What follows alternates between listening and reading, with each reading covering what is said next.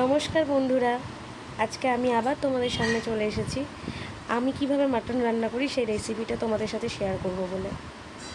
বাজার থেকে 1 কেজি মতন মাটন কিনে এনেছি, ভালো করে ধুয়ে বেছে রেখে দিয়েছি। এবার এটাকে ম্যারিনেট করব হলুদ, লবণ, তেল, দই দিয়ে।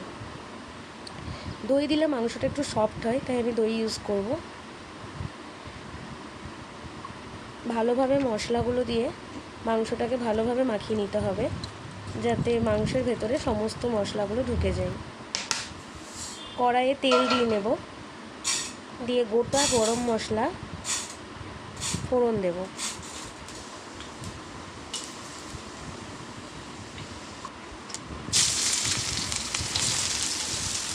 পেঁয়াজগুলো দিয়ে দিলাম।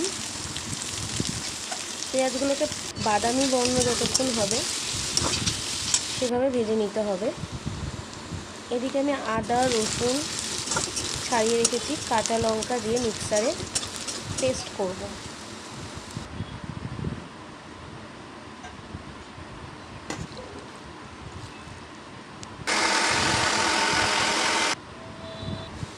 পেঁয়াজগুলো বাদামি বর্ণের হয়ে গেছে, মাংসগুলো দিয়ে দিলাম। আমার কাছে প্রায় 1 ঘন্টা হয়ে গেছে মাংসগুলো। এবার জিরে গুঁড়ো, ধনিয়া গুঁড়ো, কাশ্মীরি লঙ্কার গুঁড়ো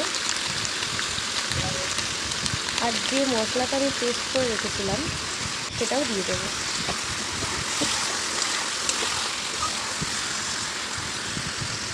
আমি এখানে কাশ্মীরি লঙ্কার গুঁড়ো ইউজ করছি, কারণ একটু যাতে রঙটা ভালো আসে, তাই আমি এখানে কাশ্মীরি লঙ্কার গুঁড়ো ইউজ করেছি।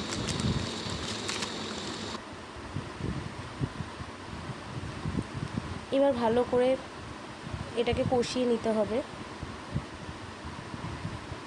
আমার বলার যদি কোনো ভুল ত্রুটি হয়ে থাকে তাহলে তোমরা আমাকে ক্ষমা করে দেবে। আমি নতুন, হয়তো আমার ভুল ত্রুটি হতেই পারে। মাংসগুলো কষানো হয়ে গেছে, এবার ভালোভাবে জল দিয়ে এটাকে আমি তাড়াতাড়ির জন্য প্রেশার কুকারে দিয়ে দেবো। মিট মশলা দিয়ে দিলাম। এবার ঢাকনা লাগিয়ে 3 থেকে 4টে সিটি দিয়ে নেব।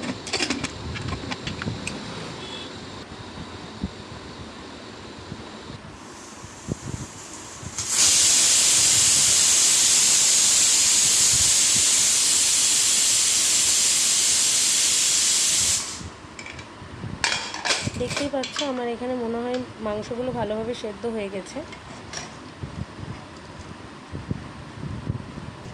আমার মাংস রেডি এখানে। তো ভালো লাগলে ভিডিওটা লাইক, কমেন্ট, শেয়ার করে সাবস্ক্রাইব করে পাশে থেকো।